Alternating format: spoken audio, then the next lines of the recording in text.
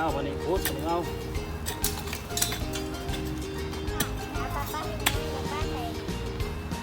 ลงมาวันนี้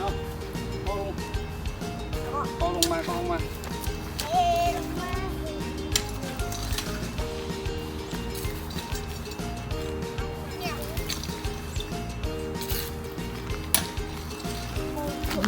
ก้อนใหญ่ที่สุดในโลกเดี๋ยวจะ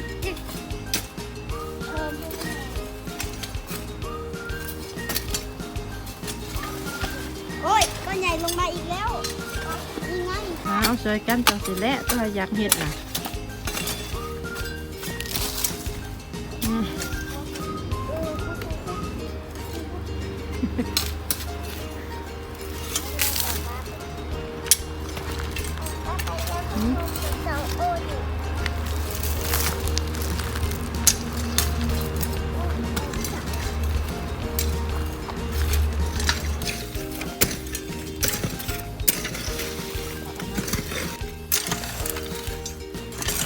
มามีได้แล้วลูกพูดบันนี่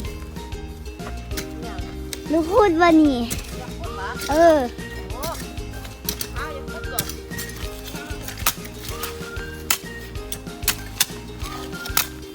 ช่วยกัน